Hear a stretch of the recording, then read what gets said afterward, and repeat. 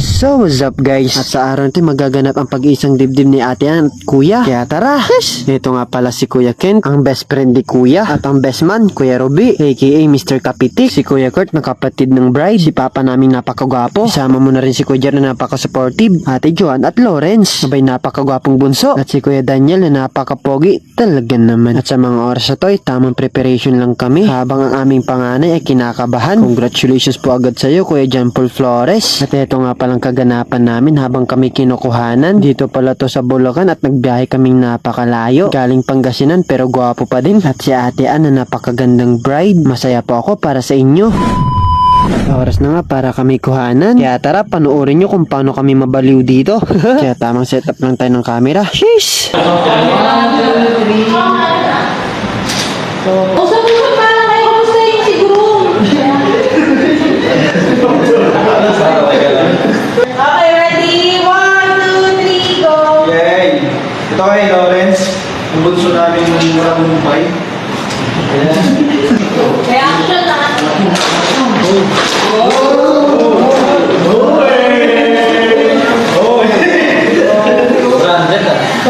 Wala. Lasa, 1, 2, 3. Ano sasabihin nyo kay Gru?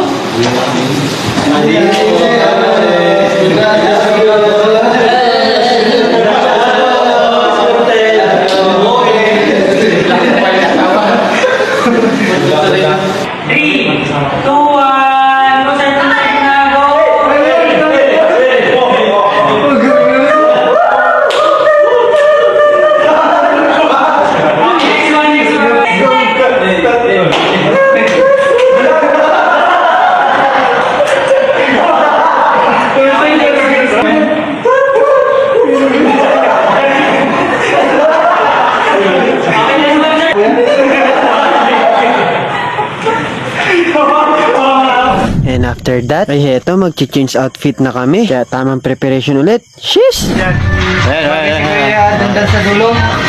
Sa malaking tiyan, ikaw dandan sa dulo yung duling. This one, pamulay ko yung sandi. Mat ka pumili sa akin. Mat ka ba? Jam. Nasa to, minaw men. Try. Sayo.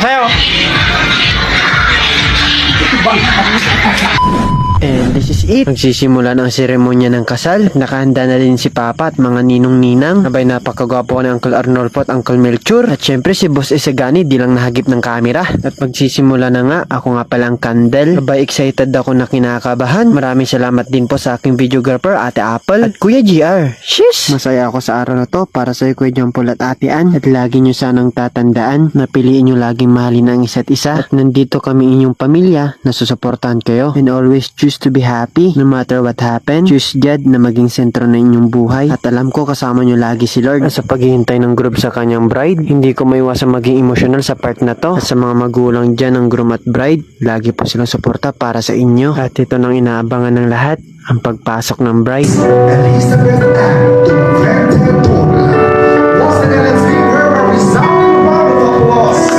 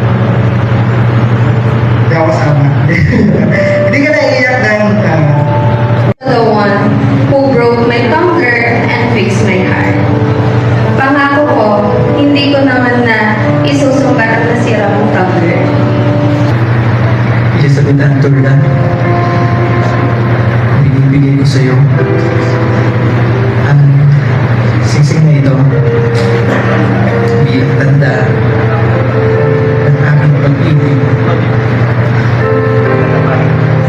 at katapatan. Sa pangalan ng Ama, ng Dalawang Anak, at ng Espiritu. Ipinibigay ko sa'yo ang singsing na ito bilang tanda ng aking pag-ibig at katapatan sa ngalan ng Diyos Ama, Diyos Anak, at Diyos Espiritu.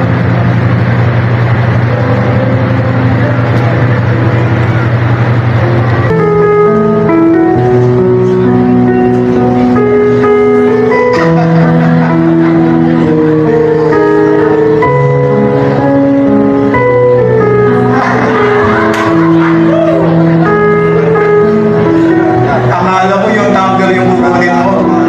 Ay, hindi pala. Okay, Brother JP, you may now kiss your lovely bride.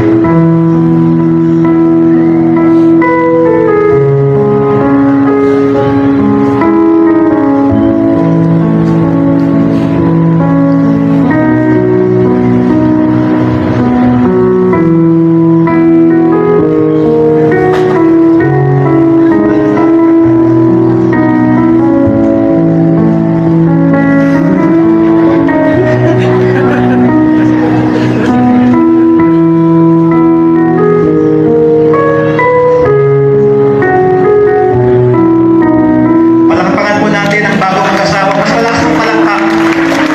At yun, maligayang bagong kasal, Kuya Jampol at Ate Ann. Pagkatapos ng seremonya, heto, tamang saya. Kaya tunghayan natin ang mga kaganapan sa araw na ito.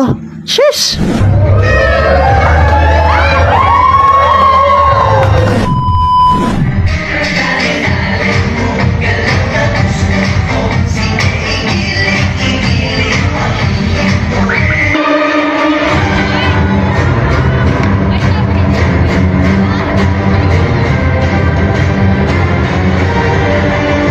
At eto, party time na. Kitang-kitang set tuwasan mag-asawa. Masaya po kami para sa inyo. At isinayaw na rin ni Papa si Ate Ann. At syempre, hindi mawawala ang message ng mga magulang sa kanilang mga anak. Joke yata itong pangaray ko. Kaya pagpasensya niyo na pa ito kung anong joke niya sa inyo. Syempre, hindi mawawalang best man.